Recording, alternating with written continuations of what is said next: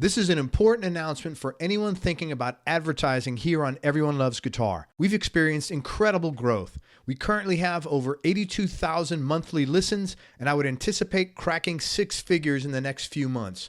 We've also grown our YouTube subscriber base by 72 times. During this time, we've kept our advertising rates consistent, but I wanted to let you know we'll be increasing these rates after the first of the new year. So if you're a business looking to generate new leads or increase your cash flow by adding new clients or customers, or if you're looking for general brand exposure, or if you're a label looking to promote new music and you want to lock into the current advertising rates before they go up at the end of this year, then listen closely. Fill in the short form at everyonelovesguitar.com/advertise.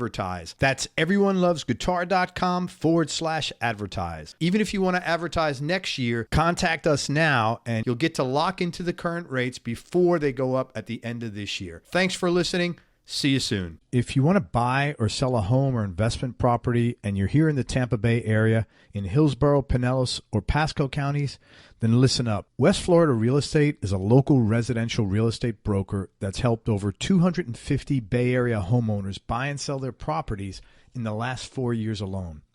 If you're looking to sell, you'll want to get their free report, The 7 Biggest Mistakes Homeowners Make When Hiring a Realtor. And if you're looking to buy a property, you definitely want to get your hands on the 21 Most Expensive Mistakes Tampa Home Buyers Make When Buying a Home. Each one of these reports is going to save you time and money. Inside, you'll discover the 7 most important things to consider when hiring a realtor, what to do if you're buying and selling a home at the same time, and the danger of choosing a realtor who agrees with everything you say. To get your hands on these free reports, head on over to westfloridarealestate.com. That's westfloridarealestate.com. Hey, this is Craig. If you like this show and you want to support it and you want to keep it free, head on over to everyonelovesguitar.com/support. That's everyonelovesguitar.com/support. Hey, everybody, this is Craig Garber. Welcome to Everyone Loves Guitar. Man, I've got a totally cool, very different guest today.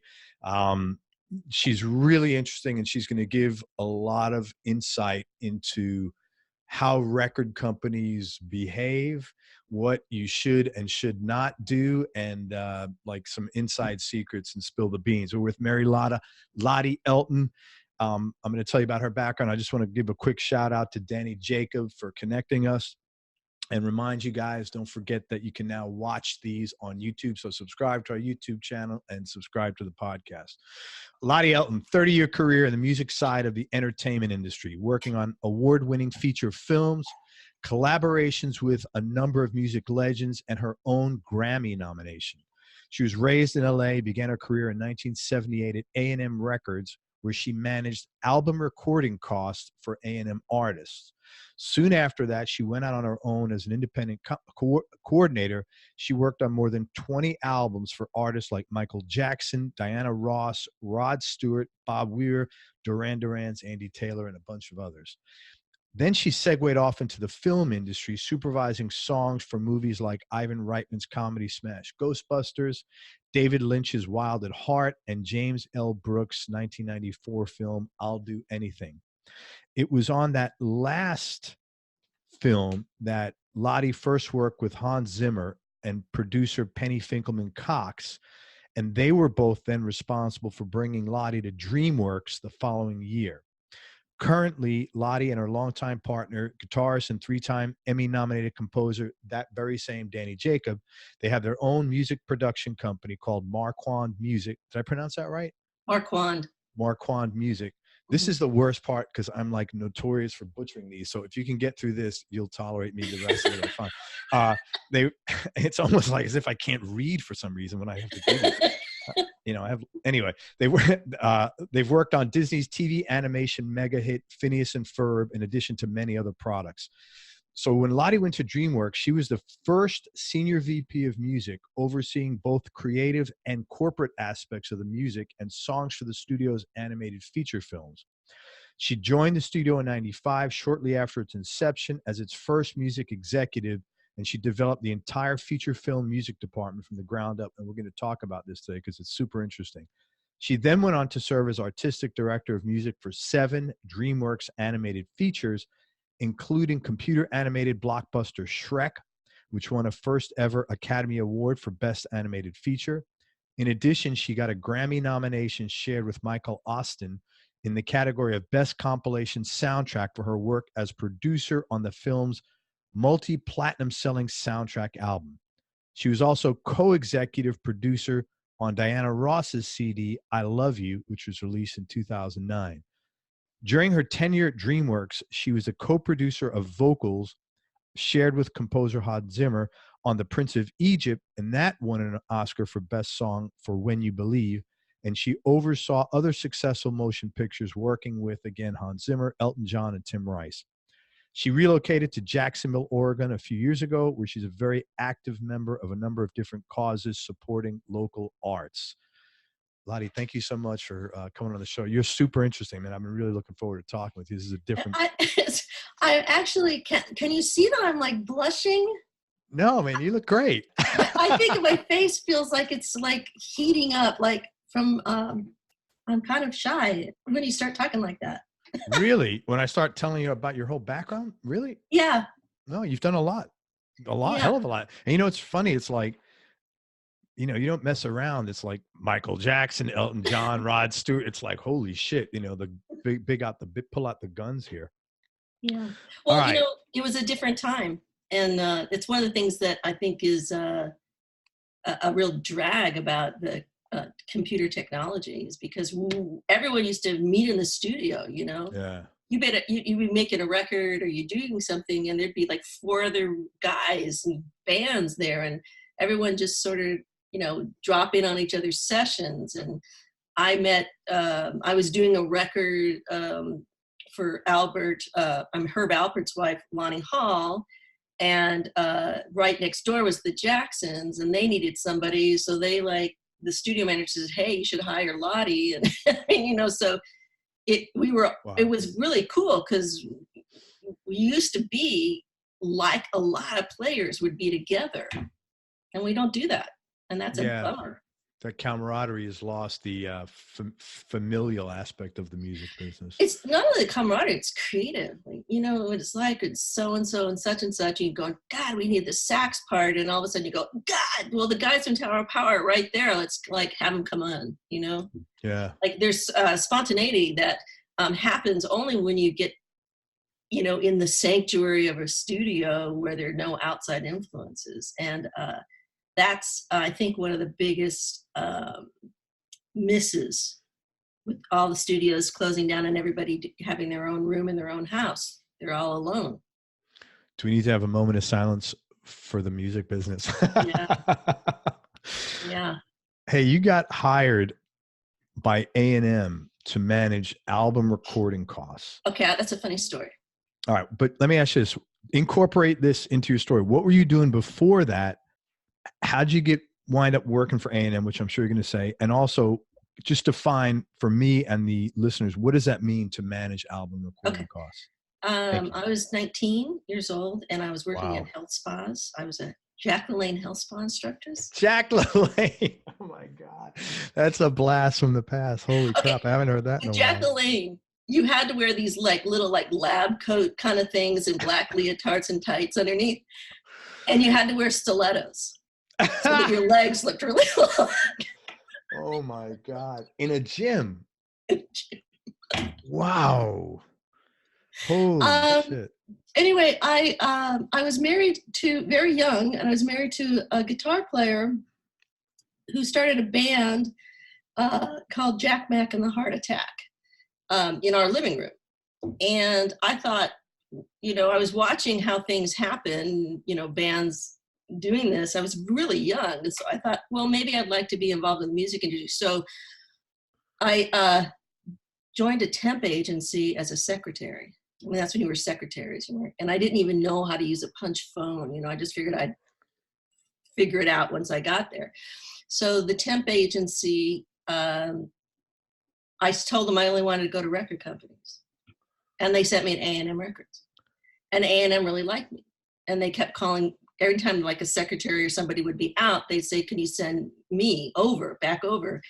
And then I ended up getting a permanent job with one of the A&R guys, which is Artists and Repertoire, which is the department that signs new acts, coordinates the current artists' records, and maybe helps them find songs and things. That is like the creative department, but it's also where the money is spent. So after this guy was a New York guy, he ended up leaving and managing 38 Special. He was a great guy, man, and I kept him happy. He was like a perfectionist, and he was going through like, 3 secretaries a day kind of thing, and he just was really happy. So the head of the label was like, head of the A&R was like, hey, you kept this guy happy. I think you could do this other gig, which was oversee all the recording costs, which means a producer or band would book into like the record plant or, into a studio. And then that studio would call me and say, hey, this is what the rate is. You're going to okay it. I was like, yeah, I'm going to give him a PO. Okay. And then the bills would come in. And then what would happen is that all that money that got spent that I saw come through recording costs would be recouped against the artist. So all that money, the artist had to pay back. Mm-hmm. So that's what's kind of a drag, is that people think like, oh man, I got a record deal. And it's really not. I mean, the record company is just lending you a lot of money at a really high, like a 90% interest rate. Okay. So that's one of my questions. They actually had an interest rate on that. Well, this is how it works. I'm just going to use in broad terms. Yeah. Okay. So let's just say your artist is a 10% artist or a 10-point artist. Forget about the producer and everything, just the artist is 10 points. And the record company gave them $100,000 to spend on making their record. So they gave it to them and it was part of their deal. And then maybe they got an artist bonus, a signing bonus or something. So now they're into the record company, like let's just say $150,000. So they start putting out a record. They start selling a record, and let's just say the record sells for $10. Mm-hmm. Just use round figures. Yeah. So a 10% artist gets $1 off every album that's sold. They're 10% of the mm-hmm. retail price. Now that out of that 10%, they have to pay back that $150,000. Right. So they need to sell 150,000 records to break even. To break even with the record company. Well, the record company is making $9 on every single. So the record company is making, 900. Yeah. You see what I'm saying? So you have to pay back all of your recording costs, and this is everybody, off the percentage. Off your percentage, right. Out of your percentage. So unfair. So it's not like the record company gets their money back and then like it's not like the first $100,000 worth of sales and they're like, okay, great, we're even.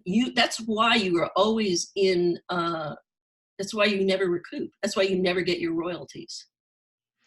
Because the likelihood of paying that money back is so small for most artists. And now take that to that you can buy something on iTunes for $1.29. Right. So that's 12 cents. So if you're a 10% artist, a 10-point artist, that's 12 cents. Wow. That you got to pay back, 11. I mean, Phineas and Ferb sold hundreds and hundreds of thousands of records. And I fought with Disney over and over and over again because they kept saying, well, we never recouped. I was like, what do you mean? We never recouped. So I actually knew how to read royalty statements, and because I was the person at record company who put those costs in that then went up against the royalty statements, because the royalty statement says you owe us $150,000 and you sold this many records. Your point, you just made $1,000, so you still owe us $149,000. So what makes that even more difficult when you think about it is if it's one dude, that one guy gets all the money. But if you got a band of 5, let's say, or 4, so now it's mm-hmm. almost like impossible for all of you to earn a living. Yeah. This is in the traditional record company way of doing things. Now, the reason I'm bringing this up is not everybody is doing it that way. But if you get if you get a song in a film, and then that film has a soundtrack album, well, the same kind of bullshit applies. So and then they used to give you tour support, and they used to like not expect you to really break big till your third record, your third album. And now it's like you got to come in with your audience, with your media, social media, with your fan base, your paying fan base to get noticed. So at that point, my question is, why do you need their money? Because it really is your money. So why do they? What is the pitch? Like, is it just that the difference between employee-employer mentality, or? I don't really know, to tell you honestly. Because technology allows you to, press your own CDs or, upload and download stuff. And if the record companies aren't promoting you and aren't putting money into promoting you, if they're relying on you to promote yourself, I don't get it. I don't get what they're offering. But what I do know is that if you spent $40,000 on making a record and you're selling your CDs at your gig for $20 a pop, you're making back $20. Yeah. 2,000 CDs and you're good to go. That's not very difficult. You're getting your money right back. Yeah. And I think if artists understood that they're just borrowing money from a record company when they have a record deal, they probably wouldn't spend as stupidly. Wow. But everyone says, oh, it's a great deal. But so in today's market, I think that heritage artists, what I call heritage artists, like the Diana Rosses, the Elton Johns and things like that, these are performers. These guys actually can still tour, and touring is where they make their money. Yeah. Absolutely. And that's why so many people are touring and touring really heavily. It was interesting. I saw Phil Collins last week, who's in that category of what you're talking about. Mm-hmm. And he did not do any kind of VIP. Now, he's physically a little, he's not the man he once was. He was sitting down the whole night. But, and that was one of the biggest productions I've ever seen. I can't imagine what that costs. So it was interesting to see that. It's, think about this. Tours do a city twice. They run through the whole tour schedule. And then a little while later, they go back and they kind of do it again. They come back again. It's almost the same tour. It's the second time that they're making their money. The first one's paying for everything. Oh, okay. So the second time they come around to your city is when they start the second part of that tour is the part that makes it back. Okay. Interesting. Okay. After a little while, you left A&M and you went out on your own. I give you a lot of credit. You got big balls. Like, you start there at 19, you're probably in your early 20s, and like, man, and I don't mean this any other way, but this was back in the, the day as a woman in the industry. I'm sure you got a lot of shit and just, knee-jerk reaction of, the typical chauvinistic asshole of, oh, she's a woman or whatever. When I heard that Anita Hill, that it was sexual harassment because Clarence Thomas allegedly asked her out, and that was like Senate hearings, I was like, are you kidding? Yeah. Have they ever been in any record company? It was kind of like, so I think that the record industry in general is the last bastion where women get treated like shit. Yeah. I mean, how many women producers do you know? How many women engineers do you know? I mean, even in the film industry, there's not many. There's more. There's more. But proportionally, it's like, But, and part of that is, I kind of grew up in that, so it didn't really bug me so much, I didn't even know it was supposed to bug you. Well, that's what I'm saying. You probably had a lot of balls, and you were just of the character of, hey, screw you. I don't give a shit. Or you could probably just give it right back to someone or ignore it or whatever. Well, I got into a position of power by being in charge of the money, man. Yeah. You get in charge of the money and you get some clout. Different spin on things. Oh, yeah. you know.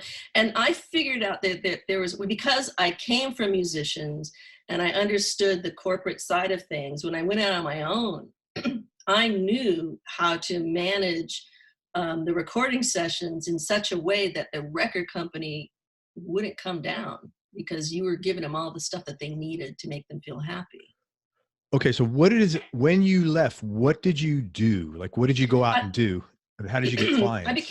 I started my own business, an independent production coordinator. So I went to all the studios that I worked with, the recording studios, and said, hey, because record companies will get a better deal than like a Joe Blow walking in off the street. Sure. So I said, if I bring a record in here, will you give me the same deal? And they said, yeah. So I went to producers and artists and said, hey, if you hire, and I kind of knew them a little bit. And I said, if you hire me and you pay me $500 a week, I'll pay for myself and the record company will never bother you. And you will save costs. money because your costs won't be crazy. And what was happening at that time was that, you remember the time of the big, synthesizer racks, like you'd hire a keyboard player and they'd come in and they'd charge you like $2,000 a day for all their synth racks, or somebody would come in and with a ton of gear and you'd have to pay for that gear. And the record and the producers of the artists maybe only had one song for them to play on. And then they'd send them away, and then like a week later they bring it back. So all I did was like, okay, just wait till there's 3 songs, man. You're paying this big price for this rental. Just wait till you got 3 tunes. And it was that simple. Yeah, but that's not what they do. So it was simple, but incredibly important. Yeah. That's. And what I mean, the record company stopped bugging him is like, there was a time when, Fleetwood Mac, like spent I think $1 million on Rumors or something like that. You know what I mean? It was like people were spending hundreds and hundreds of thousands of dollars on records. But it was this money was flowing freely, Coke was free, everything was going. And the record company like hadn't heard a song. So the whole industry kind of crashed in the late 70s. Everything just imploded. Record companies started laying off people. It was just getting out of hand. And so I just figured that if you finished half your budget, was half your record done. Right. So you basically had you created some sort of an accountability for them. It was like puzzle pieces. It's like, you're going to hire rhythm section guys. You're going to hire your most expensive players. You're going to hire your most expensive soloists to come in and do overdubs. Just make sure there's something for them to do. Right. So you're like an efficiency expert. Yeah. What made you decide? Did you come from an entrepreneurial family? I'm the 7th of 8 children from a big Air Force military Catholic family. Wow, 7th of 8. God bless your parents. Holy crap. Yeah. I'm like overwhelmed with 3, and they're done, and I'm still overwhelmed. So what prompted you to go out and work on your own? I give you so much credit for that. Because I was 21, working at a record company, and I had my own office and an assistant, and that was it. You weren't going to go anyplace else if you were a girl. Good for you, man. That's so cool. I was like, wait a minute. What do you mean? This is as good as it gets in a corporate setting. So that was like in 79, I think. And so I just went, fuck it. I'm going to go out. Good for you. And then what happened which was really great, which is this Lonnie Hall thing, Herb Alpert's wife. I asked A&M for a lot of money. At that time was a lot of money to stay. And they said, no, we can't give you that because you're, we're cutting budgets. And I said, okay. And so I left. And the first project that I got, A&M called me back to work with this fantastic songwriter named Allie Willis, who wrote like Boogie Wonderland and all these other things. She was producing for the first time Herb Alpert's wife, Lonnie Hall. and she didn't quite know how to produce, just the mechanics of it. She knew what she should do in the studio, but the monies and how it works and budgeting and stuff like that. So they called me back and they said, would you work on this project? And they paid me twice the amount of money that I asked them for per week. And I went, I'm onto something. Oh, because they knew you had this skill set I was independent. All of a sudden I wasn't on salary anymore. And all of a sudden as an independent, it was a lot more money. So you made a lot of money in a shorter period of time. And you just and because you had some contacts. Yeah. Did you feel, it's really unusual. I've run a marketing company 21 years. I like selling. I think it's great. And I understand that 99% of all things don't get bought until they're sold first. And there's not an ethical issue for me, anything. Most people in music business do not feel that way. Obviously you didn't feel that way. How come, where did you get I don't know if this is a good question, the courage in a sense to go out and solicit your services? Because a lot of people would have had a hard time with that. I mean, this may sound really stupid, but at that time, less than 1% of the working public made $50,000 a year. And I thought, and women were even less than that. And I thought, fuck it. I'm definitely one of the 1%. And I just wanted to just prove that a woman could do whatever she wanted to do. It's so cool. But I was like 20, I didn't know that what I'd come up against. I just thought, and the thing is I knew what musicians wanted. I knew what made the environment right for them to create. And one of the things to make it right for them to create is not worrying about money, man. Yeah, for sure. Like, okay, here's this time. You go in the studio, you make music for a week. No one's going to bug you. You're going to get the players you want when you want them. And by the way, there's going to be this great girl over here who's going to bring you cappuccinos anytime you want it. Okay, so how did you get so driven, man? That's really so not driven. That's the wrong word. How did you, because you're beyond driven, your mindset was targeted high. Where did that come from for you? I'll tell you what it came from. My dad, he's passed, didn't think his daughter should go to college. And so you were like a righteous indignation against that. And you're fucking righteous indignation is a great motivator, isn't it? And I feel you on that. Because women weren't supposed to go to college because women only went to college to get husbands. Oh my God. Right? So I was like, and a husband was supposed to take care of you. And my dad and parents my mom had just thrown my dad out after 35 years of marriage. Wow. And she didn't know how to balance a checkbook. Yeah, that was probably pretty common. But this is the 70s, late 70s, early 80s. Like women, it was like Mrs. John Doe, So I was at this period in time where women didn't have power in the house. They were like housewives, which is fine.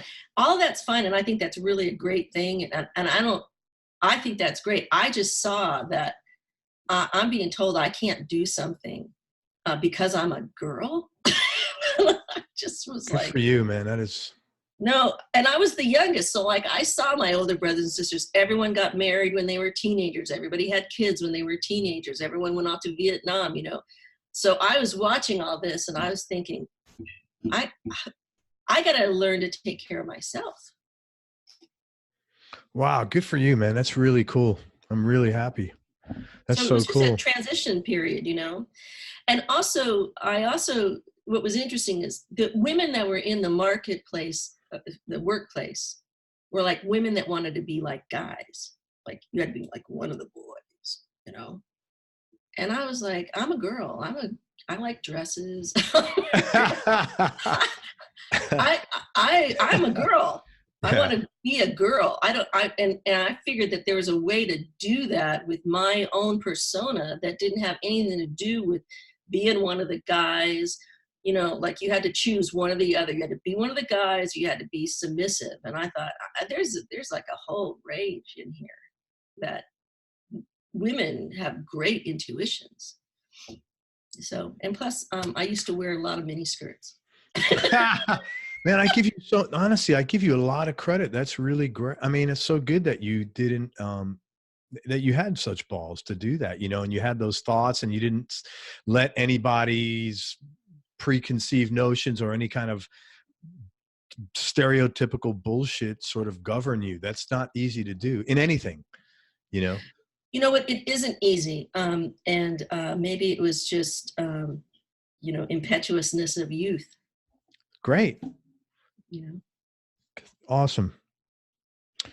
Talk about mistakes, maybe the top few mistakes, 3 to 5 mistakes that artists make when signing with or dealing with a label. We've talked about artists a little bit, but I want to talk about songwriters. Great. Songwriting is an amazing, amazing talent. And Yes, if you are an artist, you could do a song, you can record a song once, you know, maybe put it on a live album. If you are the songwriter, everyone can continue doing a song like White Christmas. You know, like how many people? I mean, it's like, I think 1,000 people or more have done White Christmas. Sure. That songwriter is the one that is earning.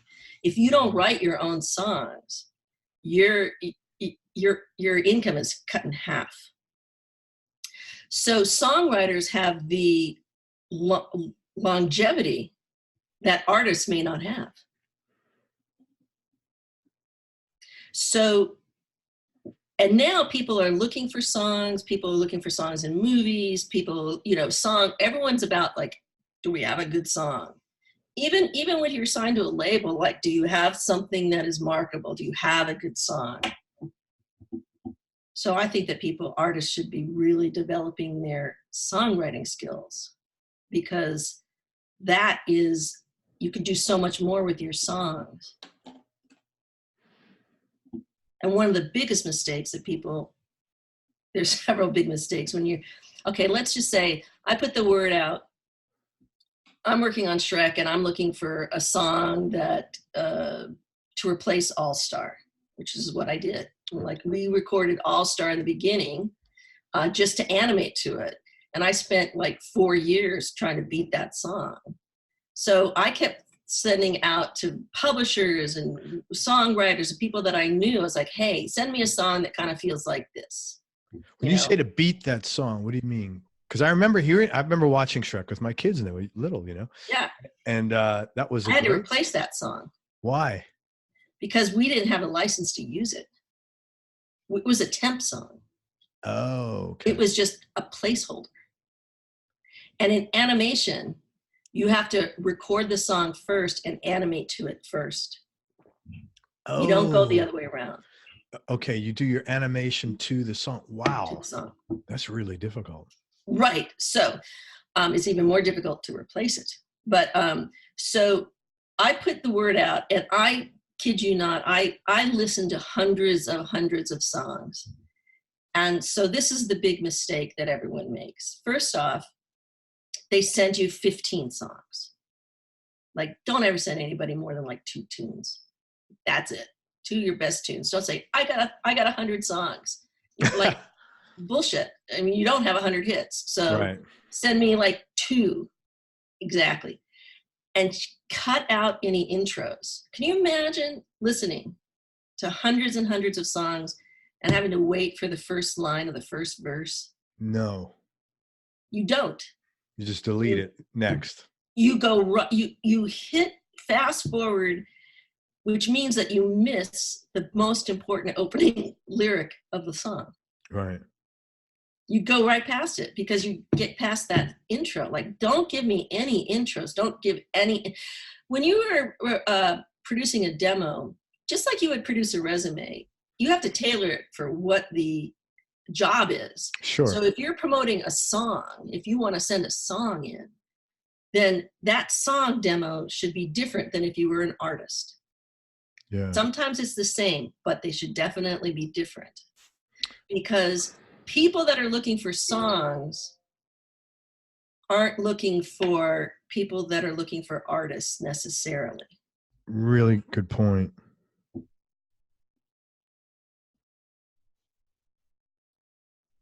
The second thing is forget the instrumental breaks. No one cares about the guitar solo or the drum solo or whatever. Not when you're looking for songs. So just edit down that tune, man.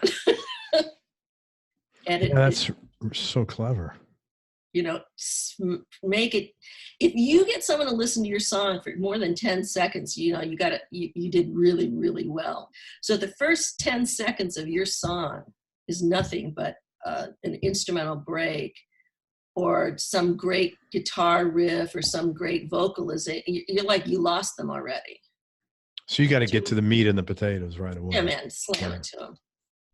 If I could, I would start with a half chorus, first verse, bridge, chorus, and just send them an excerpt. Wow, that's good. No, that's so good. I mean, but most songwriters are like, I can't do that. You know what I mean? But I want to hear, is it got a hook? What's the message and what's the groove like? Go back to All Star if you can for a minute. Okay, so All Star. So I had a lot of people try to beat All Star. So you kind of like take the tempo, the beats per minute, you know, right? What's the tempo, and try to build on that. So what ended up happening is it was about 2 or 3 years that I was already working on the film when the record company came into existence. Dreamworks Records we didn't even have a marketing department when I started at Dreamworks. We were like, does anyone have stationery yet? I mean, there was nothing. So marketing came on 2 years later. The record company came on, which was Mo Austin, Michael Austin, Chuck K. These are like sort of industry icons, you know, with publishing and things like that. So there was a young kid that the label had just signed, and Michael Austin brought him in to see the film. And he went home, and on the way home, he conceived this song, and it's called Stay Home. And he knocked it out of the ballpark. He actually did something that was original, hip, worked. I mean, everything about it was perfect. And it laid in, and he laid in perfectly and replaced All Star. We're like, yes, we have an original song, you know. All Star had been used like for every basketball game and everything since the beginning of time. And so we previewed the movie. The movie's finished, you know. And it wasn't getting the response. That song. But that song. Now, All Star didn't have anything to do with what was going on camera, but there was something about the way it felt that it made the audience feel up. Immediately, yes. So I had to make the phone call to Michael Austin to say, we're putting back in All Star, and we're going to make Stay Home the first song of the end title, which is a very high profile place, which can also win an Oscar if it's in that position, an original song. And that was a bad phone call. For you to have to make. Yeah. That was a bad, and funny because Mo Austin, who's started Warner's, is Michael's dad, and my mother-in-law were cousins, first cousins. Holy shit. Danny's family. Anyway, so I was like, I had to go to the family and say, but anyway. Was he really open though, right? Huh? Was he really open when you said that? Or did that not go well? I knew it wasn't going to go well. Yeah, but it was the truth. You know, that's why I say I got the medium bucks. I had to make those really bad phone calls. Somebody who's really like higher up the food chain, they don't make those calls. Why is that, man? I don't know.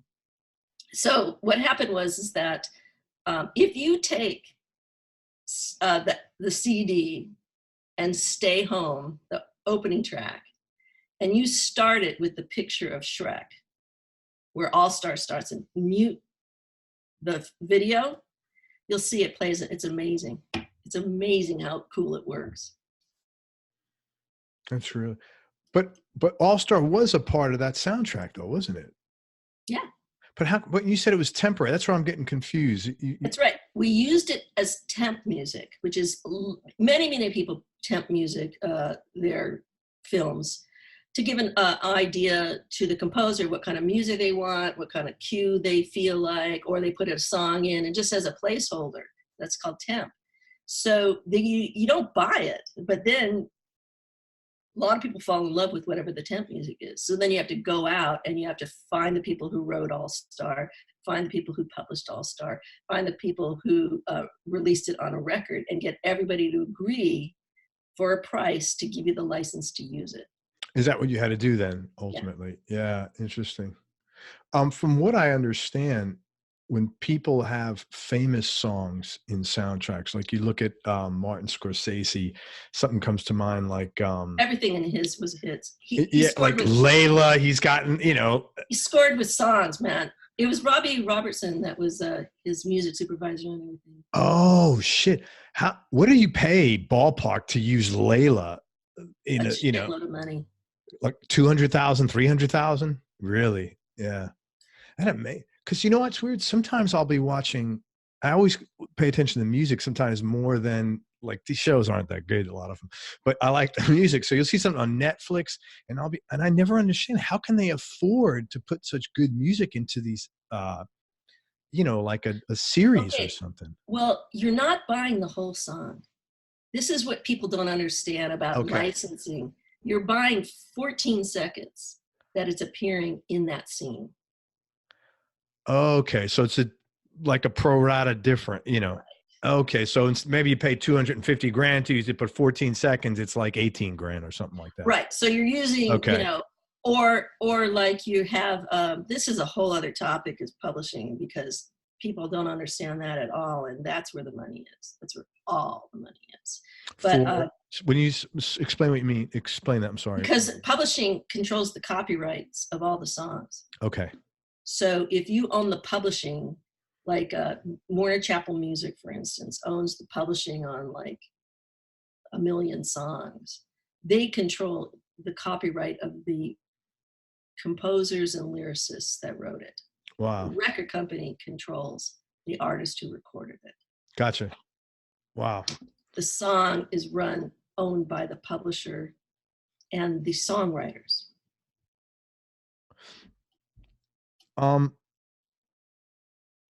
When you moved from music into films, was there adjustments that you had to make, either like just things to get used to in that business, or things that you had to get used to about music, you know, anything? Yeah. Okay. This is what happened with that. Records in film started to get really successful, like Saturday Night Fever. You know, these are Urban Cowboy. These were song-driven soundtracks, as opposed to a lot of score. They were using songs. So record companies started to come to record producers and recording artists to get songs into movies, write an original song for a movie. And those guys, film guys, were like getting up at 5 or 6 in the morning, and record guys were going to sleep at 5 or 6 in the morning. So they couldn't talk to each other. So I got hired by the record guys to say, can you talk to the film guys for us? We don't exactly know what they want. Okay. So I started to bridge those two work schedules and what they needed, when they needed it. These guys needed it by a certain time. These guys were just doing it when they felt like it, you know. So it started to bridge those, and it became what I became as a music coordinator for films. Okay. Coordinating music. And then the film studios started to like my work, so they started hiring me to go find songs and artists for their films. And so that's how it happened. You had to like become an employee again. The last time I was an employee was A&M Records, and then I didn't become an employee until Dreamworks. I was independent the whole time. Okay. Was that what made you say, hey, this is worth it to go to Dreamworks? Well, Danny and I had just had our son, Aaron. Aaron was about 4 months old, and 3 or 4 months old. And Penny and these people from Dreamworks and Hanson's, they said, come visit. And I went there and I thought they wanted to see the baby. Which is normal what you'd be thinking, unless someone says to you, hey, I'd love to talk to you. Yeah. They just said, come visit. And I was like, great. So I brought the baby, you know. Look. And Penny showed me the storyboards for Prince of Egypt. Now, Aaron's name was chosen from Moses's brother Aaron. So there it was like Aaron was part of this Prince of Egypt. I thought, God, this is providence, you know. And they said, we'd like you to come work here. And I said, no. I was like, I just had a baby. I'm not doing this anymore. Right. And I'd never worked with Jeffrey Katzenberg, and I didn't know what kind of guy he was. And so they said, well, why don't you just find us some songs for this film called El Dorado? Find us some types of songs that Jeffrey can then show to Elton John and Tim Rice to show the style of songs that he's thinking in his head so they can write some originals. So I did that. And Jeffrey was amazing. His ears, unbelievably great ears. He could pick a hit out in like 5 seconds or less. Wow. Incredible ears. So it worked. It worked. I liked him. He liked me. I picked songs. He found them worthy and then played them for those guys. And so then and that was about 4 months later. So then they said, well, what will it take for you to come here and do this? And I made up a really ridiculous offer that I didn't have to work in the office, and like my family came first, and you have to pay me a lot of money, and you're going to have to, you know, pay my insurance and blah, blah, blah, blah, blah. I just made it up because I figured they're never going to go for it. And they did. Good for you. And I cried for like 3 days. Because you didn't want to go. No. Yeah. But what happened is that it enabled, because I worked essentially part-time, and Danny came off the road. Danny started to come off the road. He was touring with George Michael and Bette Midler, and he was doing all these big tours, and the tour money was great. So it allowed him to come home and start being more of a studio guy and a producer and things like that. And so we did that transition. And I did it for 7 years, and then I left Dreamworks, and then Danny picked up the ball and kept going. So it all sort of worked. Yeah. That's really cool. That's funny. You're like, I cried for 3 days. 3 days. What's that expression? Be careful. What is what it? You wish for? Be careful what you wish for. You might get it. Yeah. But I also had a great setup. Danny was home. I was home. Danny's mom helped us. You know what I mean? So Aaron, he, you know, and which is interesting was because when I left Dreamworks, people were like, why don't you just get a nanny? You know, like, don't you just, you know, you're going to go home. We don't believe you're going to go home. You're going to go like to Sony or something. I was like, no, man, I'm going home. I want to be a room mom. Good for you. And people were like, I had so many women think I was out of my mind, and why don't I just get a nanny and blah, blah, blah, blah. And I was like, what? And the only people that were really, really supportive and got it like instantly were young men who were raised by single moms. Well, it doesn't sound abnormal that you want to go raise your kid. I don't know what's the, I was at the top of the food chain in the music film industry. I was at the best job for the best studio, the films were winning Oscars. People were like, what do you mean? You're at the crest of the wave. You're not going to ride it out. And I was like, no, I'm done. Good for you. But it helped develop Danny as a composer because he started doing stuff, and then I started managing what he did. So all of a sudden we were doing things together that, and we were becoming successful. And that ultimately turned into Phineas and Ferb, which was incredible, which was just like gangbusters.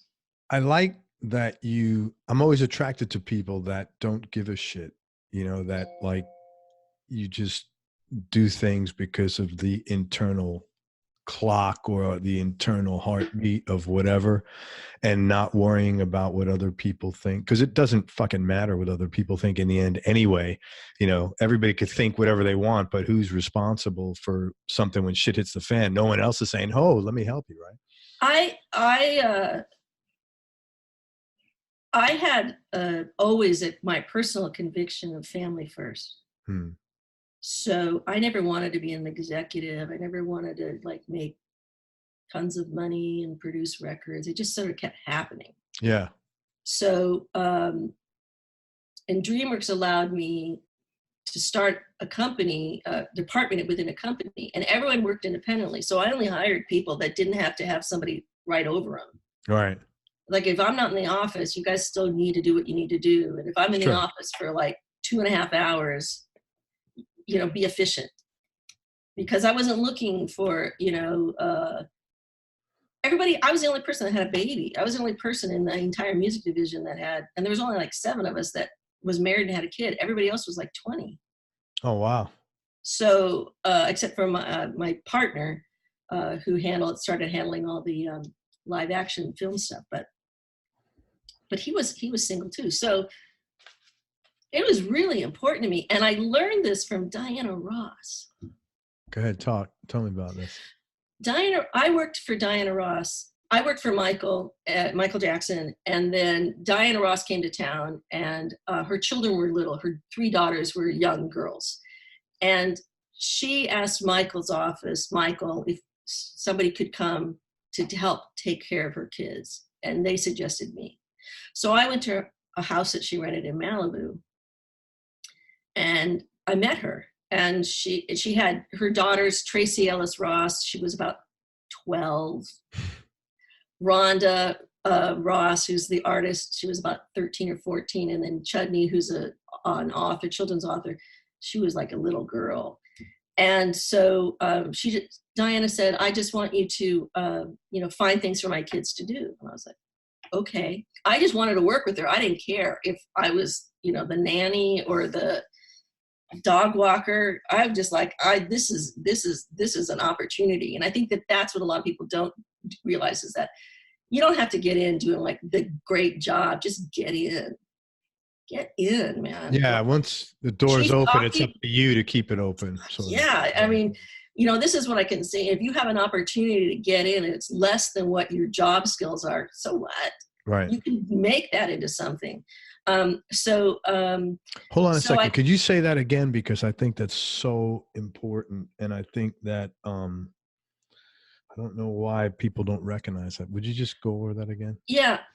I like to say that if you want to do something, whether it's in an office or with a production or any work, you're a guitar player and you have an opportunity to be a guitar roadie. Do it. Do whatever it is to get in the door, even if it's less than the skills that you have. Because once you're there, you have an opportunity to shine. And if you are the chief, you know, bottle washer, make sure your bottles are beautifully washed. I mean, they sparkle. Do the least, the best that you possibly do, even if it's menial, because that's what gets you ahead. No one starts out high. Everyone starts out, if you start out really low and you just keep working and have a great work ethic, I think you can get anything.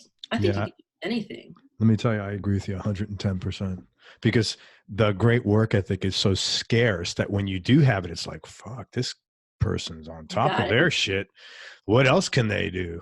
Yeah. You got it. I agree with you 100%. Diana Ross saw that I got her kids all in tennis camps and day camps and Disney trips or whatever. And she said, well, what do you really do? And I said, I coordinate records, albums. She said, what did you do for Michael? I said, that I did Jackson records. I coordinated their records. And she was in the middle of making a record. So she goes, why don't you help me finish this record? And I was like, okay, yeah. And so I did that. And then she asked me to go with her on tour and I did some stuff with her on tour. And then she asked me to go with her to Paris to live for a year when I was 25.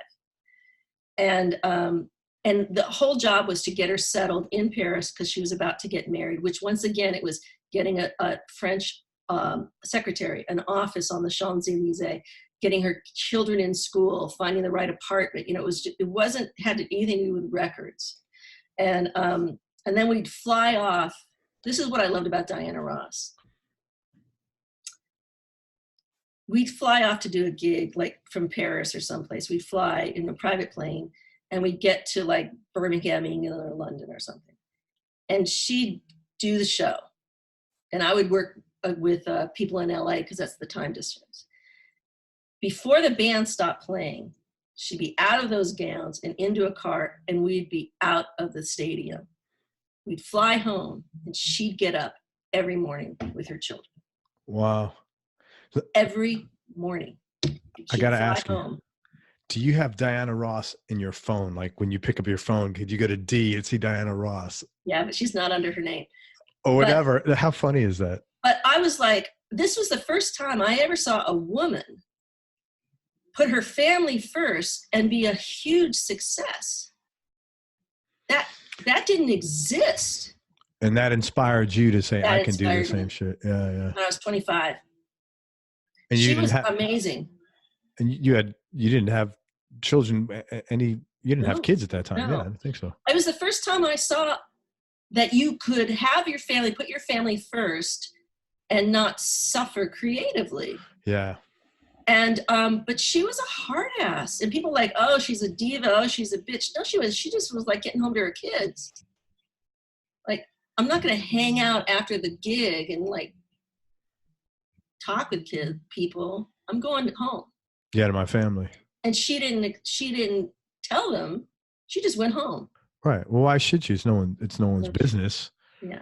You know? So she and I worked together a lot over the years. She kept calling me back, and I would do stuff. And then ultimately we co-produced a record of hers together. So I went from being like a secretary to co-producing. How did that happen? And like, did you ever have a laugh about that? You two, like, you know, all the time. Yeah, that's kind of cool. Okay, so I live now in Oregon, which is in this really great town that puts on these concerts in the summer in this outdoor theater. And up the road is the Oregon Shakespeare Festival, which is this huge draw for people all over the nation come to it. But anyway, so it's an amazing cultural thing happening here, even though it's a small town. And Diana Ross came to perform at the theater. So I got in touch, and I was talking to the road manager, like, hey, how you doing? What's going on? And we visited a little bit. And I knew she was going to do a runner, which is what I just explained. She gets off the stage, she gets in a car, and she leaves, and the band's still playing because she goes home. So she says, I don't know that I'm going to be able to see you. I'm a runner. I said, yeah, I get it. I said, you almost left me in Birmingham because I didn't reach the car in time. She was like, so I'm there. And no one in town knew what I actually did because I'm pretty private about it. Just, I don't know. And all of a sudden she said, Marylata, are you here? And I was like, on stage? Oh my God. Come up here. And I was like, oh my God. So I got up on stage with her, and she looked at me, and we just hugged each other. She goes, I really love this girl. She goes, you know, she was my secretary. And now we produce records. We've done a lot of stuff together. She goes, and this is true. I was with her in a car in Paris. And I told her I just wanted to go home. She goes, and she left me in Paris. She wanted to go home, and she did. So she's like telling this to the audience, and it was an amazing moment. It was an amazing moment. That is really cool. I sat back down, and people were like, they were looking at me like, you know her? We know you like maybe worked there. We didn't know you knew her, and that was great affirmation. Yeah, that's really cool. What made you go home in Paris? What was that all about? I miss my house. I miss my family. Good for you. It's never been, for me, it's never been about the work. It's always been about my family. So now that your son is older and out of the house, how are you dealing with that?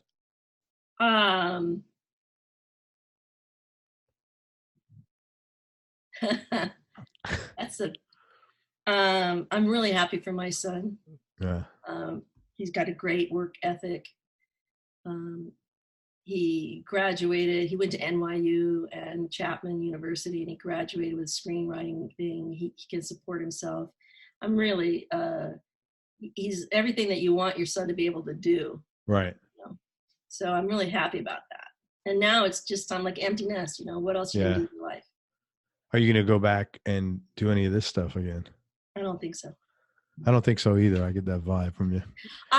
You know what? I mean, I had like a 40-year run of amazing opportunities, amazing work. I got a Grammy nomination, you know, things that I worked on won Oscars. There's nothing else I like. I don't want to go back and do that all again. Yeah, totally. There'll be some other adventure. What I do like to do is I do like to mentor people. Some other adventure. Which is why I'm doing this with you. We'll get you. Hold on. We'll talk about it at the end. We'll get you some mentees. How did you know what to do at Dreamworks? Because you developed, you know, the whole feature film music department from the ground up.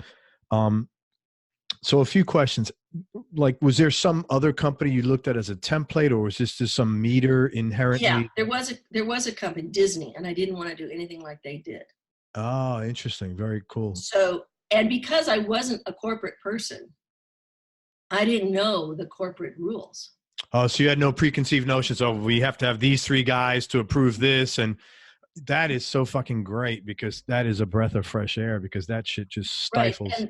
And then I had a partner, a guy named Todd Homme, who did come from Disney, and he understood a lot of the corporate stuff. So it was this great sort of balance. Yeah. He understood feeding the corporate machine, and I understood how people wanted to make films and music and what would be right. And so we just incorporated those things together. We were the first brand new studio in like 50 years or something. What were some of the things you did that worked really well, and what were some of the things you did that didn't work so well?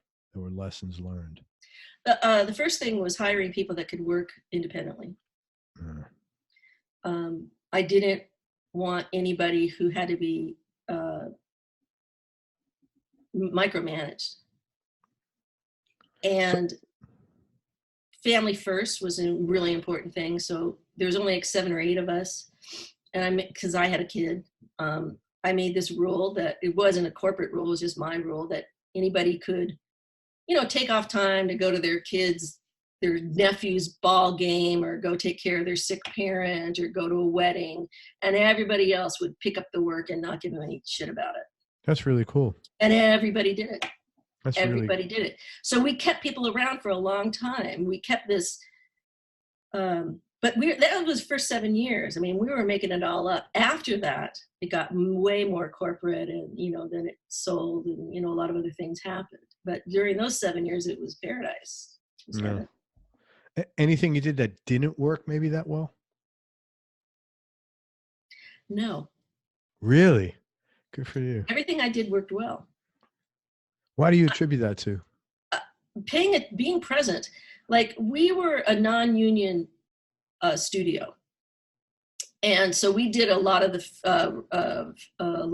scores in London and a lot of other places, and because it's much cheaper to do that, if I'm not mistaken, correct? It may not be less expensive, but the back end is different, and has a lot of problems. But when I would hire musicians or bands or something here, I would just pay them well. And then if we used their thing, if they did something for me that was non-union, and then we used it in a commercial, or we used it, you know, on the record or whatever, I'd bonus them. I kept paying them for what they actually did. Right. I didn't like say, here's a pittance, and I just treated them fairly. Right. And so that's what worked. I mean, they didn't do that after I left. Yeah. You know, one thing in fair, because I always feel like in business, I'm really fair, but part of being fair means being fair to that person and being fair to yourself. Yeah. And sometimes people lose track of that. They're like, oh, you're not being fair. Well, there's 2 people here you got to be fair to. This is not a unilateral world. you know? No, I feel that I think of production management as an art form. I think if Yeah. you think of it as an art form, uh, it's a groovier way to work. No, totally. And your canvas is this whole layout and everything you put. Yeah, I totally get that. I think that's Yeah. how you should think of most things, really, if you're Yeah. in a creative So, and I profession. also think that in almost all cases, everyone can achieve something if they're given the right sort of parameters. So if I couldn't pay somebody something as much as they wanted, I would just be upfront. Right. This is exactly what I have. And Right. if you want to do it, great. If you don't, that's no harm, no That's foul. totally cool. Yeah, I get that. Yeah. It's so, I mean, I don't know. So I didn't like screw them later. Yeah, I don't understand why people in general can't be more upfront. It's like so much easier to deal with people when they're upfront because there's no agenda, no mystery. It's like every cards are on the table. It's a lot easier. You've done a lot of work with soundtracks, and many of them have done very well. Mm-hmm. Yet, based on what we discussed when we first spoke, it seems like a lot of movie companies really don't care whether the soundtrack does well or not. And I was hoping you could explain why, and also what should musicians working on licensing take away from that? The reason, it's not that they don't care if it doesn't do well, but from a film studio perspective, the soundtrack is only a marketing piece. To sell tickets to the movie. That's it. Right. Or DVDs or whatever. That's right. That's it. The soundtrack is a marketing tool. The record company who puts out the soundtrack cares, but not the film studio. And if you're a filmmaker and you want to have like a bitchin' soundtrack album, it better work for the film. Like Shrek soundtrack album was huge. Right. But those songs were chosen over 6 decades of music because they worked for the picture. We weren't thinking about making a soundtrack record. Right, right. It was the other way around. Right, I get you. So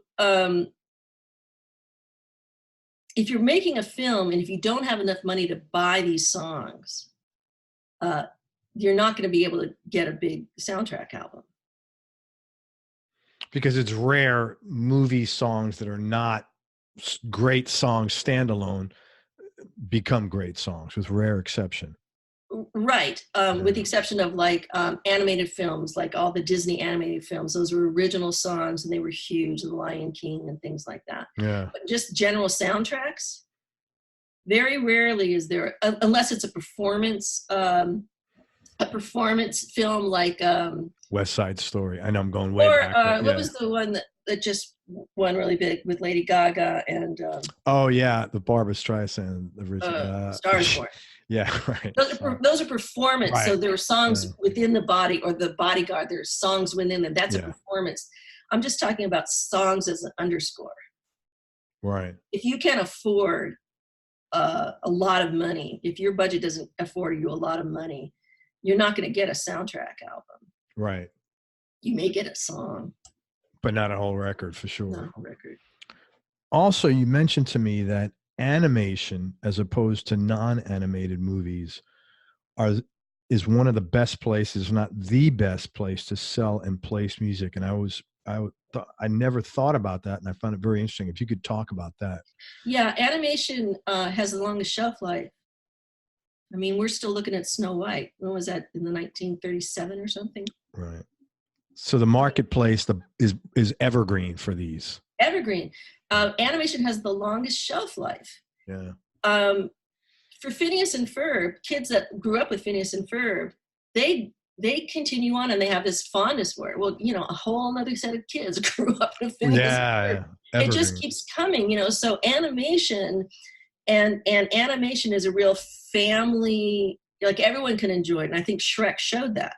Okay. It's not just kids' movies. I think the reason why people like Phineas and Ferb is because they could sit down with their kids and watch it, because it wasn't just for kids. Sure. So, so you put a song in a movie, an animated film or animated television show, or you write something for it, it goes on forever. It Yeah. never goes out of fashion, as opposed to you do something for a current movie, and in about a year and a half, it sounds dated.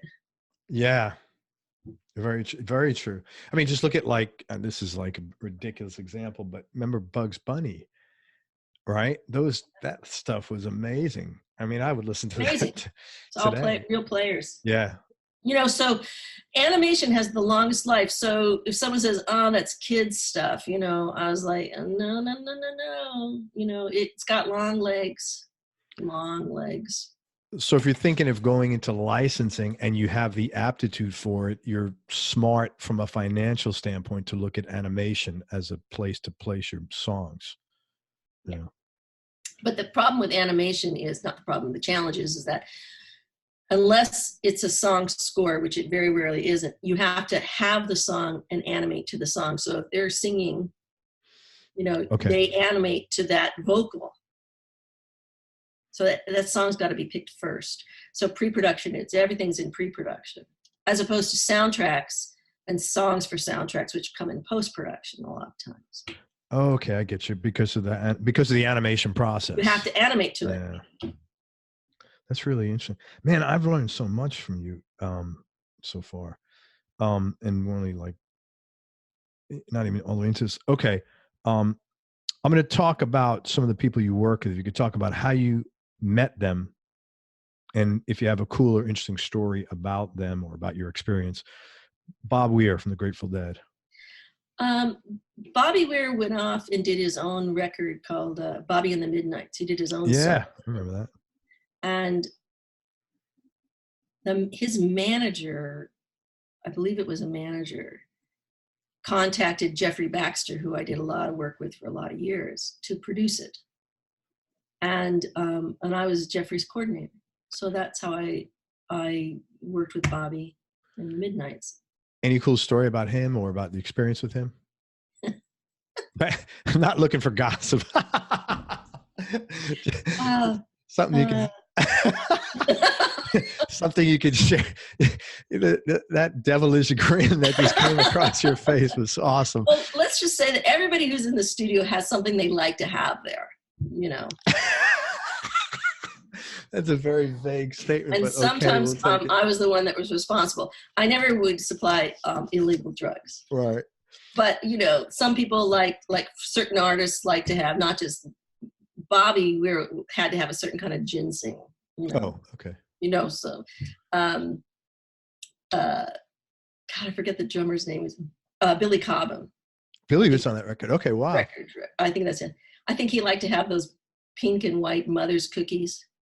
That made him happy. Pink and white mothers. That's so funny. You know, so what was the weirdest request that you've had now that we're going down this? Well, there was another Jeffrey Baxter record. He produced this band called Sneaker, and there were two lead singers. One lead singer, when he did his vocals, didn't want anybody in the studio, like he wanted scotch, and that was it. The other lead singer wanted tequila and wanted me to fill the control room with people like it was a party. Wow. What a dichotomy. That's wild. So part of what I do is figure out what is the environment that's needed to get the best performance out of people. That's wild. So you got to be part therapist, part sociologist. Yeah. Right? And growing up, you know, the 7th out of 8 kid gives you a big advantage. Boom, perfect job. Yeah. You already had the skill set. Wow. That's great. With respect to Bob Weir, I read a story. There was wasn't the Grateful Dead one of the worst, not knowing like how much money they've spent in the studio to the point where they basically had to do like a couple of records for free pretty much just to make up. I don't know if you're familiar with that. I don't really know, but it wouldn't surprise me because they, you know, once you reach that level, you know, Grateful Dead, Aerosmith, you know, mega fans, mega fan base, multi platinum records. Sure. You can pretty much do what you want. It's your money. Yeah. I think that's what I think people forget. Yeah. it's the label is lending it to you, but it's yours. So you can be really, you know, cautious, or you can be frivolous. Yeah, I remember reading around. They were like just doing all this experimentation bullshit, and then like they had to lock the doors on the studio. This is what the article said, was so nobody would come in and bother them because, you know. Anyway, You know, that's interesting, because that's the kind of thing that I would help prevent, because you want to make the studio is a sanctuary. You don't want any outside influences in there. You don't want any weird vibe. You don't want somebody who's, you know, coming in like an A&R person or someone to check on you, or a manager, or someone who's given a bad vibe. And there's a real finesse to keeping those people away and making them feel like they are helping the project by not showing up. Yeah, I'm sure. Yeah, that's right. And then planning a playback party when you do invite them, and it's set up just to host them, you know. You're right. Yeah. Rod Stewart. How'd you get connected with Rod? I got connected to Rod Stewart because I was working for Andy Taylor. Andy Taylor decided to do his own record, and he came out to California, and his manager hired me to help him make his record, and, you know, find the studios and the players and stuff like that. And Andy and I got along really, really well. He was only 26, and I was a little bit older than he, but he's the best guy I ever worked for. Andy Taylor from Duran Duran. Absolutely. Because he's like sort of adopted me into his family English proper setting. I wasn't the touring, you know, groupie setting. Sure. I get that. And so he you know, is very we had a very proper English relationship, you know. So I worked from like 12 to 5 for him, and I never had to go to the studio. It was great. Wow. And he was just respectful and listened to what you said as far as. And that was it. You know, he was really treated me really, really well. And then whatever went on in the studio, because Steve Jones was producing Andy's record. And Steve Jones from the Sex Pistols. Yeah. Wow. Okay. Yeah. And I think that Stevie Jonesy had just like come out of rehab or something. And I think Andy was one of the first people to help him do work and come back in. I think Jonesy wrote about that in his an autobiography I read. And Roy Baker was the producer on some of the stuff. So big name. It was an amazing record, and I didn't pay any attention. I didn't have to do anything, just set it up, and Andy treated me like a queen. One of the funnest things I ever did for somebody was for Andy. Duran Duran had a business managers that bought a forest in Scotland for the band as a pension. So in other words, the forest would grow for 40 years, and then... Could you just imagine? Guys, I got a great idea. Okay, it would be sold up, I don't know, for timber or for paper, I'm not quite sure what. And as a pension investment, okay? So, and everyone had to contribute like a couple £100,000 a year for like 3 years, and then it would just grow or whatever. So Andy sent me to Scotland to find out if it was really there. Well, that's what I'm saying. You know, people come up with these ideas, you know, oh, have you bought a lot of forests before? No. You know, I'm like, I mean, it's like. So this is what's great. So I went to London and did some work there. And then I flew into Inverness, Scotland with Andy's personal, I think, business manager, not the band. And we were met at the airport in these beautiful helicopters. And we went and flew in these helicopters to these different hectares where the trees were. And they were there, but they were like this big, you know, they were like just been planted. Yeah, thank God it's for retirement, because they may not be, yeah. You know, so that was unbelievable. So then it was starting to be like the Scotland mist was coming in, and it was time to take us to our hotel. So they landed this helicopter at this place called Culloden, which has got this huge castle that turned into like a hotel or something with this huge lawn. And so the helicopter lands like on the lawn, and like I get out like I've done this like and the people at the hotel are coming out, and they're like standing on the stairs, like, you know, the housekeepers and stuff. And I just like walk in like I did it all the time. That was funny. It's pretty wild. Did they buy the forest? They had already bought the forest. Oh, this is post. Yeah, you usually got to look at your investments before you. They had, and he was about to have to give more money. To, you know, it was like the 2 or 3 years. So it was like, is it even there? You know, is it worth the investment? Yeah. So that's why I got flown there for that, and that was great. Wow. That was great. And then a bagpipesman started playing, and I kept calling everybody in LA, "You can't believe where I am." It's amazing the stuff that you hear that people do. It's pretty wild. Yeah. Yeah. So you got referred to Rod by because Andy. Of Andy. How did that go with Rod? That was I was only like 1 or 2 songs. Andy's then business manager was Rod Stewart's manager. So it was sort of a little incestuous kind of a thing. I didn't really work with Rod a lot. Andy was producing it. I did go to his house once or twice, but it was just really clean. And other people that I knew worked with Rod, and Rod, very businesslike. You know, if you worked for him, you know, guys were in suits. You know, yeah.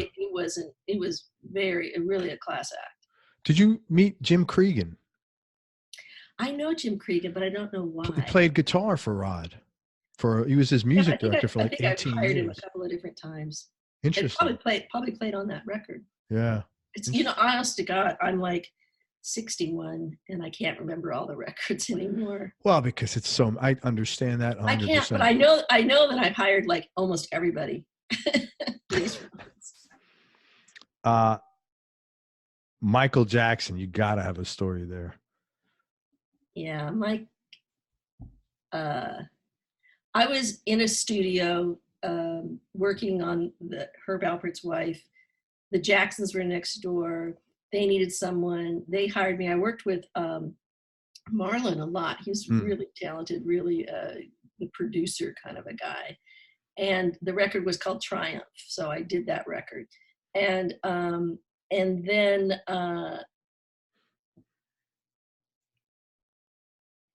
my let me back up here. A music attorney named John Branca I had business with, and John Branca was representing Michael. So I sent John and said, hey, if you know anybody, any of your artists that need a coordinator, and he goes, as a matter of fact, will you come work with Mike?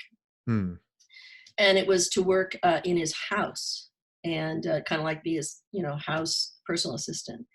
And I said that I would do it, but only until I found the right person, because I didn't really want to be just a personal assistant. I was already doing so much work in production.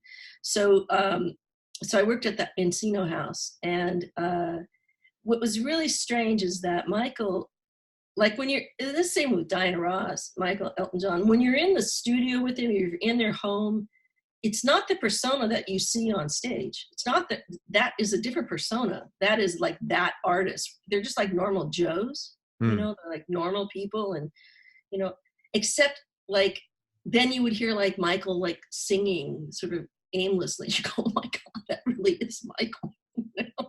This was pre-Bubbles. Bubbles was around then. Oh, but it was so funny. Like last week or something, Jennifer Batten puts a picture on Facebook and she goes, she's holding Bubbles. She goes, here's that bastard monkey Bubbles. So I would imagine Bubbles wreaked havoc for a lot of people. Mike, artists that start being hugely famous as children. Yeah. Live a whole other life. Yeah. I mean, he wanted to drive to Quincy Jones' house to have dinner. And so he just took one of the cars and it was like not a long drive from where he lived. And like a fan ran him off the road and we had to come get him. Wow. That's ridiculous. You know what I mean? I call it fame and fortune, but no freedom. So if Yeah. you have no freedom, if you can't go anywhere without being recognized or hassled, I mean, I would like leave the house and walk down the street to get like lunch, and people would start pulling on me saying, we know you work there. What do you do? And I was like, hey, I'm nobody. Oh my So God. the word fan comes from fanatic. Yeah. So people that are under that microscope, as adults, it's difficult. So there's a whole different set of scenario when they start as children. Their whole life is different. And you don't have the coping skills to handle that as a kid, or Nobody has. Right. That's something. Nobody has. You're not born with that. That's not something, it's tough enough to have coping skills for things you're supposed to handle as a kid. Not No one has that. that. Yeah. And so, and if you really knew everybody's sort of what they like to do in their private life of every person that's famous, I don't think anybody would like anybody. Yeah, right. Which is nobody's business anyway, but yeah. But the artistry is different. Yeah. I totally get that. How about Elton John? I love Elton. Yeah. What a great musician. Elton is great. Matt got that gig, Matt is Elton's bass player. And it was tragic what happened because Elton's longtime bass player, Bob Birch, and Danny, everyone was really good friends, but Danny and them and Matt, everyone was really, really dear friends. So it was really hard when Bob had his untimely death. And so we were at the wake, and Davey Johnstone sits down with Danny and I, and he says, what do you think about Matt? Bissonette, and do you think he can sing? And I said, yeah, he sings like a bird. And it turned out that Bob came from Detroit and did the Bissonettes. And so Matt had taken lessons from bass from Bob. So there was this. Oh, I didn't know that. Wow. So it had this whole vibe already built in. Whole vibe already built in. And then after that, Davey called Matt, and Matt went out on the road, and that was it. What did you do with Elton? Elton, we did the film Road to El Dorado, and so he and Tim Rice wrote the songs. And so I had to fly to Chicago. I think Elton was doing a solo concert on piano, and show them the film because we needed another song. And then we had to work out him going into the studio and recording it. And so I met up with Elton in Vancouver. I think that was another gig. And we were in Bryan Adams' recording studio in Vancouver. And Pat Leonard was the producer who did Madonna and a bunch of other stuff, and a great engineer whose name escapes me. But so we went to this studio, and Elton was like, I'm going to be there at this time. I'm leaving at this time. And that guy showed up right on time. And I have never laughed so much in my entire life. My cheeks hurt. We laughed, could not stop laughing. We could not stop laughing. That's great. He is hysterical. He works his ass off, and he just is really funny. So when he came back down to Dreamworks to do a little something for the people who worked at Dreamworks and stuff, I was there, and I walked over to him because he was kind of like, a lot of people were sort of around, and I was really only one of the people he actually knew. And of course, Jeffrey Katzenberg and stuff. But I walked over to him, and he was like, it was pretty fun in Vancouver, wasn't it? I said, yeah, it was, He's in my opinion, one of the most talented songwriters ever. I mean, he's such a brilliant writer. Yes. But he writes, the lyrics are written, and he sits down and he plays. So he does that just like one shot. It's amazing. It's, he's prolific. Yeah, just incredibly talented. Very moving stuff he's written. What for you, if you had a knee-jerk reaction, top 3 experiences you had professionally?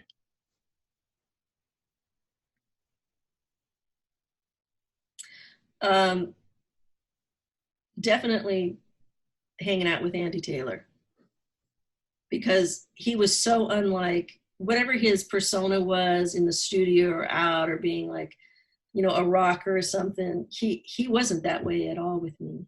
And I really respected, he was young, and I really respected him for that. And of course, my relationship with Danny, because that was a long time. And the business relationship that we developed, and the success that came from that, definitely. And, although Shrek was the most successful, and I got the Grammy nomination for that. I think the work I was most proud of is Prince of Egypt. Why is that? I think it's 20 some years later and it really stands up. I think the artistry of it is amazing. I think the songs were great. I worked with Stephen Schwartz, who I really admire. A lot of the people couldn't sing for themselves, so I had to find, singers that sounded like Sandra Bullock or Helen Mirren or Danny Glover, and so I had a lot of influence on the vocals, and I really wanted that very much to be as un-Disney and to really set the standard for what Dreamworks was like, and I did that, and it was by, instead of like hiring a chorus, a group of singers, I hired soloists and made them into groups. Okay. And so I want to be able to hear individual voices if I wanted to. I wanted that. I wanted it. And if we wanted a wall of sound, we'd go to England and hire a big, 50 voice choir or something. So I think that represents my best work. You have a pride of ownership in what you do. And that's another, from a work ethic, someone who's got pride of ownership, that's the person you want working with you on something. That means when they are vested in their results, that's like says a lot about somebody. At that time, it was a really unique time at Dreamworks because everyone was hired for their creative visions and their ability to do more than one thing. I'm not sure what happened after that, but the original people who started it, the animators, the creators, the artists, the musicians, it really exceptional, really exceptional. What's been the most exciting part of what you do, and what's been the most draining or stressful part?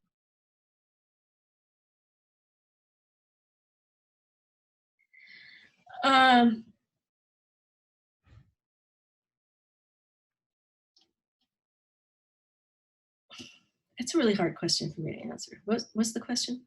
What's been the most exciting part, or the part that gets you most pumped up energy wise, and what's the most draining part? Draining is just balancing family and any kind of work. I balance that by making my family first. I wasn't always successful, but that's where my rudder was. Yeah, good for you. So I think that's always going to be draining. I think also on that same subject, I worked when Aaron was like, a baby to 7. And he had really loving childcare. Danny was home, his grandmother. It was really, really loving. And going home and working from home and being there from the time he was like in 2nd grade all the way through high school was the most important thing I ever did in my life. Because the kids don't need you. When anybody can give a kid a bottle and love them, but they really need you. They need quantity of time. They don't need quality. They need you there all the time, because when they get to school and elementary school and lunch times are like it's like Lord of the Flies, elementary school. And then behind high schools when they really need you and you really need to be involved. So I think that making that choice, and then Danny being supportive of that and him taking over the lion's share of the work allowed me to do that. So that was a really good partnership. And I really recommend that if someone's touring or going out on the road or is going to be away from their family, do it when you're babies and be home more when you're elementary school and up, because that's when they really need you. Yeah. You grew up in LA. What was your childhood like? 7th of 8. I had a great childhood. I was my mom's favorite. I was the youngest girl. Everybody's saying that. Yeah, so I had a great childhood. I grew up in the San Fernando Valley. It was pretty rural. It was like family farms and ranches and orange groves and stuff. Doesn't certainly look like that now. My family owned also a cattle ranch, so I learned how to be a cowboy. And I'd like do ballet lessons during the week, and on the weekend go and learn how to ride and push cattle. That's pretty impressive. Yeah, so I kind of had this great both sides of life. Yeah. And that probably helped you out a lot at work. Like you said, I like to wear dresses, but I didn't set up with any bullshit. Oh yeah. So that's probably that. I learned how to you want to herd cows. You want to herd like a 2,000-pound animal. You don't get up on top of them and herd them. You like lay back a little bit, and like when their head kind of turns, your horse turns a little bit. So you get them to do what you want them to do by laying back a little bit. And I did that all the time with musicians. Yeah. No, but that's a good skill set that you learn. That's what I'm saying. I bet you that helps you. It's true. Yeah. And also learning what real fear is. Real fear isn't, is this person going to like me or not? Real fear is that, you're about to like go off a cliff. Yeah. Right. It changes your perspective. So I had both worlds. I had ballet and I had cowboying. So what were some of the low points, Latie, or darker periods you've had to deal with, and how'd you get through them? I attempted suicide when I was 25. Wow, that's heavy. Holy shit. Wow. You know what? I just want to say thank you for sharing that, because the biggest listener mail I get is when people talk about stuff like this. So thank you. So feel free to, Yeah, I was smoking a lot of pot. I was doing Quaaludes at the time. I was kind of in an unhealthy work romantic relationship, but mostly I was very self-critical. And so if I didn't do something that I thought in my head was perfect, that I was unworthy. And that played upon me. And I think that doing drugs amplified that to the point where I just felt like I really understand people that have that level of depression that goes to suicide. And I have great empathy and compassion, because if you get to that place, you actually think that's a reasonable solution. You actually think that that is the best course of action. And it's a permanent solution to a temporary problem. Yeah, it's hard to envision that, I think, when you're there. And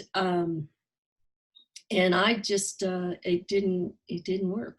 And it didn't work for the weirdest reasons, but, and then I got a lot of help after that. And then I stopped doing drugs completely. And that helped. Wow. Thank you so much for sharing. What were the biggest changes before and after? Like, let's say, were you, if you looked back like 2 or 3 years post that, and you got some help and some counseling or whatever you were doing,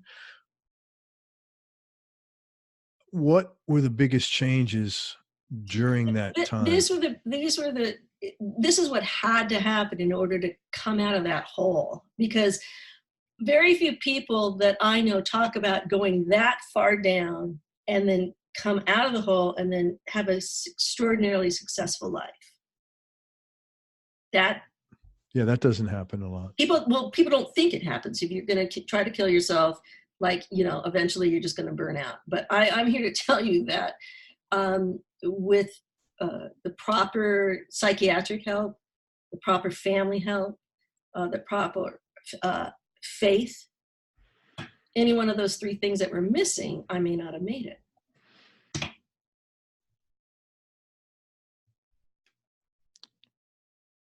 So, and which is really what pisses me off about insurance companies. That they don't pay for any of that stuff. They don't pay for any of that. Yeah. And mental health is the cause of so many other ailments that they will treat, that if they just treated mental health Right. adequately and for the duration that it needs, there would be less heart disease, there would be less high blood pressure problem, maybe less obesity. Yeah. You know, I mean, the number of ailments that come as a result of depression, and that it's biochemical, and getting the right treatments, and the fact that insurance companies don't think it's worth it is, I just think they should be held accountable. No, I agree with you. A lot of people. So I've had so many people come on the show and talk about mental illness that they've had to deal with, and yeah, it's I don't know why it's not recognized more, and I agree with you 100%. It is recognized in the actual industry itself. It's just that the insurance companies, for profit, somehow think that it's more profitable not to pay for it. But I can't imagine that, since so many diseases and ailments come as a result of it. Well, I mean, I've had so many people on the show that have had serious depression, and getting help for it changed their entire, like yourself. And I don't know, so I don't understand that either. People that don't have help, I don't know that you can get yourself out of it. And it takes a great deal of strength to ask for help. So at your weakest, most vulnerable time, you have to do the thing that is the most difficult. But I guarantee anybody who's listening, if you take that step and get that help and go to whoever will listen, if it's not the first person, keep going, the effort will be worth it. And you don't know what your life is going to be like on the other side. I had no idea when that was happening that I would have this beautiful life and a family and all these other things. But I knew to ask for help. How did you have the courage to ask for help? I don't know. I really don't know. I just did. And I had a mother who loved me, and people jumped in. Thank you so much for sharing. If I was you there, I'd give you a hug. That was really courageous of you. No, it was very courageous. I don't think I've really talked about that too much with many people. No, that was very courageous of you to share that. And I thank you very much. And I think that people are going to be listening to it, and someone's going to be helped by that. So thanks. I know they will. It's just, I think the most important part is the suicide is a permanent it's a permanent solution to a temporary problem. That's what you said earlier, and that's a very great way of putting it.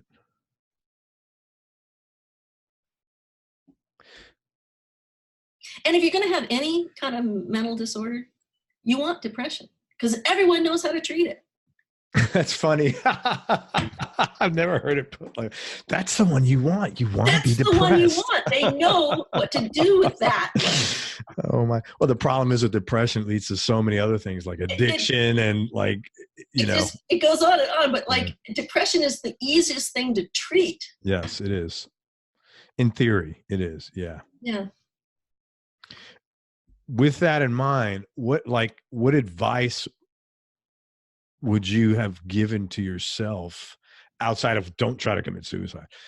What's something that you would have told yourself that would have made your life easier if you had to look back and had that? I changed I was very young, so I was impressionable, and my frontal lobe hadn't developed yet. So any decision that you make up until you're about 25, is suspect. Yeah, maybe 30 if you're a guy, to be honest with you. Maybe. But I think the thing that I did that was wrong was I changed my actions to be accepted by a group of people and individuals that really weren't aligned with me. And so I be yourself. Behavior. Like I wanted to be as high as they were. Yeah. I wanted to be as stoned as they were. I wanted to be more cool, or I don't know, whatever you want to say.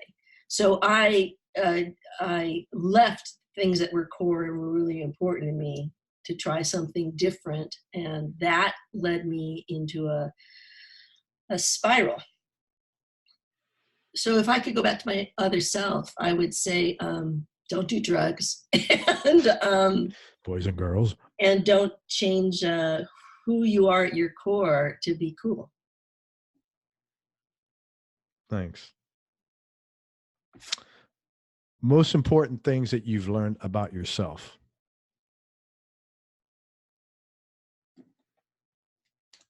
I'm a good mom. You are a good mom.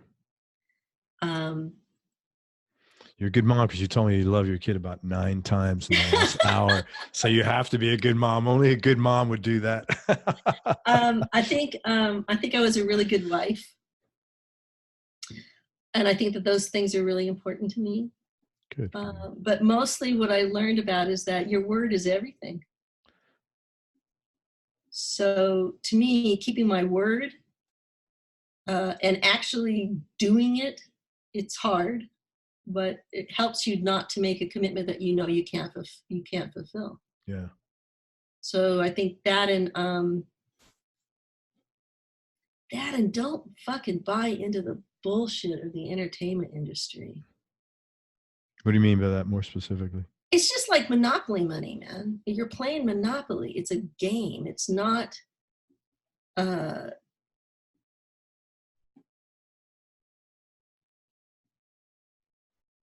it takes a great deal of strength to not buy into the egotistical things that come with the entertainment industry. Okay. And if you are a weak person, you start to believe that stuff that people say about you, oh, you're great, you're good, or you're shitty, or whatever. And you start putting more value into that opinion than of your own self-opinion. And I think that when you start to do that, I'm not saying you should be narcissistic, but that is, we're a fad industry. Fads come and go. Yeah, right. Here today, gone tomorrow. And almost instantaneously now. So I think you really need to be true to yourself and true to your faith and true to your core and stay with that rudder. Because if you start believing in the level of what makes you look successful in the entertainment industry, it can be really destructive. I was very impressed when you just said, but the things that are important to you. As much of a career as you had, I thought it was so cool that nothing of that was anything. Your priorities are like, I was a good mom, I'm a good wife, my word is important to me. That's very cool. How did you stay so grounded then? How did you not? Because like you're pretty adamant about like, don't buy into this bullshit. It sounds like it's not something it sounds like it's something you knew for a long time. Well, because it almost killed me. Yeah. Okay. I get you. I believed in it so much that I stopped believing in myself to the point where I didn't think I was worthy. Yeah. That's the other end of that. Yeah. Good for you. That's the dark side. Yeah. Going all the way down. So, and I got out early. I got out at 25. So I haven't done drugs. I stopped being associated with people that had a lifestyle that was different than mine. And yeah. Good for you. Thanks. I would never think that what I did professionally in any way is more valuable than what I've done with my family ever. God, no. Of course it's not. And I would think your family would agree with you, right? That's all you have when you're done, really. It's that silly thing. Like, I think, was it not Nora Ephron? Somebody wrote, it's a female author. She Anne, I can't think of her name, but nobody thinks about how good a job they did on their deathbed, No, right. that never enters the equation, or, how many hours they put in the office, that is just immaterial in the big picture of your own life. And you just get caught up in it. And it's, I mean, I could say that as, a 61-year-old. yeah. I don't think you say that when you're 25. Right. Right. Who's had the biggest influence on you musically in your business and Danny. also Danny? Okay. Danny Jacob, my longtime husband and partner, definitely. And personally? And Diana Ross, because of the way she worked. I saw you could be a mom and do that. Did you tell her that? Oh, yeah. Yeah, that's cool. I've told her that more than once. Yeah. In fact, people interview me and I tell them that all the time because they don't know that about her. They don't know that she used to fly home from gigs to get up with her kids in the morning. Oh, they just thought she was being a diva and oh, yeah. And you know what? Good for her for not accounting to them. Like, who gives a shit? It's none of your business. No, I mean, seriously, like now you got to account to like a reporter about where you're going. I mean, are you serious? Yeah, no. And I don't know, I had a great mom. So. Biggest business and biggest personal win. Biggest personal win is still being alive. I like that one. And, once you get to a really, really dark place and then, you kind of come out of it, it takes a long time. It's a long journey to get there. And it's a long, hard journey out of it. And then you kind of get beyond it. I think it's great because I can recognize it in other people now. I know, I can see it. I know, I think I can, because I have empathy, I can maybe make a difference. So, and professionally, I guess the pinnacle would be creating for Danny and I what I did for everybody else. Marquand. Yeah. Marquand music, yeah. Marquand is just the name of our street. I was wondering about that. I think it's an author too, but it's Marquand is the name of the street. We're like, oh yeah, that sounds like okay, Marquand music. That's perfect. Hey, do you have any hobbies or interests? Yeah, I do stained glass. Oh, that's cool. And I I've been sort of like getting in touch with my more artistic side, like, through art and stuff. But did you paint that behind you? No, but you know what that is? It's really cool. I noticed that like right away. I don't know. What that is actually, that's Jacksonville, the farmer's market. And my brother would play there on every Sunday. And Danny came up to play with him. And the artist was painting that while Danny was playing with my brother. And then my sister and brother-in-law, they're dancing. And then I'm dancing. And the artist captured all that. And I just thought, this is so cool. So I bought it from them. It's really cool. Yeah. I noticed that right away. You don't see big like scenes like that in a painting so often. It's really cool. It is really cool. And there's, some of the booths and there are more players on the stage than actually were that day, but he just incorporated other people that he'd seen play, the artist. And he just did it right there. So I just got that like 2 weeks ago. I really dig that. And that's Jacksonville, Oregon. Jacksonville, Oregon. Yeah. I like was that the platinum record with Shrek? Yeah. For the soundtrack? Yeah. Very cool. 2 more questions. Toughest decision you've had to make or most difficult thing you've had to do? Leaving my husband. Yeah, that's a tough one, I'm sure.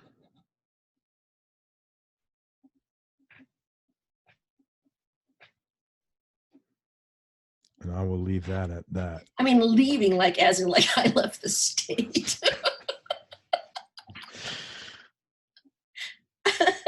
It's funny because I wonder if you A/B'd these interviews. If I A/B'd what? Yours and Danny's? Yeah. This is, the first time I've had like a husband and wife or something? Ex-husband and ex-wife. That's the first. I've had brothers, father and son. This is the first time I had an ex-husband and ex-wife. But I tell you what, though, you guys get along wonderfully, on this, Yeah, I I know. mean, this We're is, like really good parents and really good business partners. We're just not great spouses. yeah. But I think that's not uncommon. It's just what's unfortunate about that is it takes so long to figure that out. I think that we would still be married if certain levels of awareness were reached at the same time. Yeah. We didn't reach them at the same time. So, yeah. I'm going to leave that at that because anything else I'm going to say is going to get me in trouble. So thank you for sharing. Last question, and maybe you just sort of implied the answer to that. What's been the biggest change in your personality over the last 10 years, and how much of that has been intentional?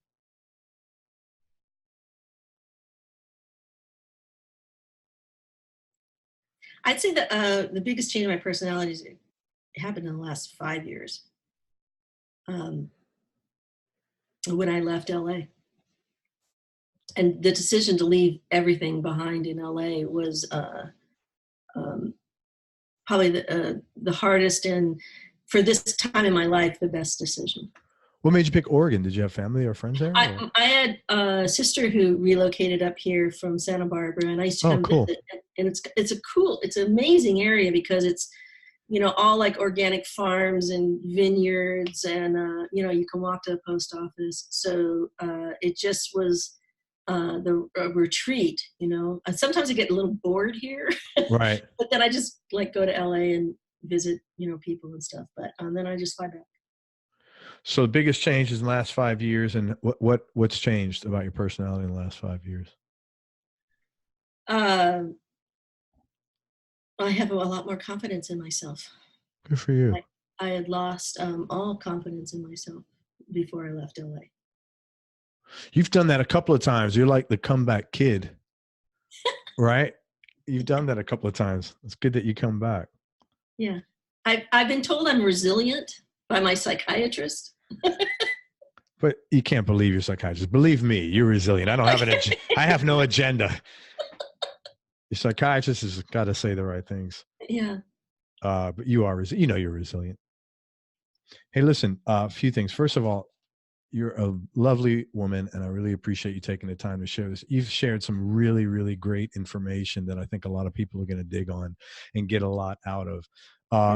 Couple of things. Are you available? And just for the listeners, Latie didn't, I'm asking her this because I'm just thinking this is a natural, as a business guy, I'm thinking this. Are you like available for consulting on things like this? I would, you know what? I'll tell you what I would love to do, and maybe tell me. Figure out this. I would love to give short 12-minute things about the industry that people could learn about, whether it's publishing or screenwriting, or people send me I want to know about this in the industry, and I could tell them. Because I do that at, I've done that at NYU, I've done it at the American Film Institute, I've given lectures, I've given seminars, some of it's film music, some of it's related to, different things. And I have really wide knowledge from the record industry, what happened from, DVDs and, CDs to, Napster and everything that's gone in between. So a pretty broad history. And I would love to share that knowledge. So is that a yes? You're available for consulting? Yeah, that's a yes. I think you should be, man. I think you have a lot to offer. And I think for the people that want this information, you're like the kind of person who can call in and you offer somebody some significant shortcuts. Like if I'm a musician and I want to do licensing and I paid you for a couple of hours of your time, you'd probably change my life. No, seriously, I'm not blowing smoke up your ass. I'm as a factual matter, you've got a book of wisdom that you don't get that. The only way to get it is to pay a lot of tuition. Yeah, and I you know what? I didn't go to college because, as you remember, my father didn't support that. So it's just learning, life learning. Well, okay. So if somebody wants to contact you, is there a way to get a hold of you? Do you want them to reach out on social media? You tell me. And I'm then, not really on social media, so I got to think about that. I yeah. don't know. All right. So for now, go to my contact form on everyonelovesguitar.com and contact me, but don't be a dick. Just be respectful of Lottie's time, and, be descriptive of, something that you might be interested in, and understand that if you're going to work with her, she's a consultant. This is not like, calling your buddy and hanging out for half an hour and getting some free advice. So, well, I mean, I'm going to be this. I want to say this because people, Yeah. I don't know why when you're selling intellectual property, a lot of times people are like, oh man, hook me up. Like, no, Yeah. Yeah. go to your lawyer on Fifth Avenue and say, oh man, hook me up, and see what he or she says. Yeah. Anyway, so Billable hours. yeah, so for now, just contact me through the contact form. And also, Lottie has an important message: support your local performing arts. Yeah, I think that because music and performance is taken away and has been taken away from our, public education, that it's the best place for kids to learn confidence, to learn how to speak in front of an audience, to overcome their fears, to learn how to work in a collaborative effort, whether the kids are, doing set design or music or playing in the band, or, it gives people an opportunity to come together and learn some work skills that they will take with them the rest of their life, whether it's improv comedy and learning how to think on your feet, and learning how, something goes wrong, but you keep going, or how long it takes to put up a production or do a record, it takes a lot of work. So I think that as professionals in the industry, that if we support our own local community, whether it's, I don't care if it's like take your kids to the High School Musical, or maybe there's a playhouse, maybe they have you could support them by becoming a member, or maybe there's a small orchestra in town and maybe they need help funding a foundation or something. Anything that you do in your local community to broaden the experiences of young people in the entertainment, it's going to be great for them the rest of their lives. I think that's more important than I don't know.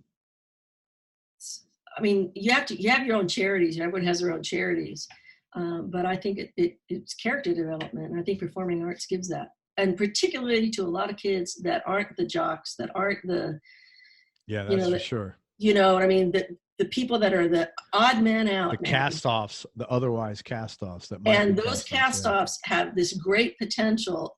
When they put it into performing arts, it's stellar. So. Very cool. Listen, so my favorite quote that you said today, I just want to tell you, was do whatever you can to get in the door, even if it's below your skill set. I was really impressed with that. Thank you. Yeah, that was a great lesson. I'm going to say goodbye. Hang on, I'm going to wrap up, but thank you very much for everything. You're a very sweet person, and you're very kind. It was very nice of you to share. And I think a lot of people are going to be helped by a lot of the things you share. I hope so.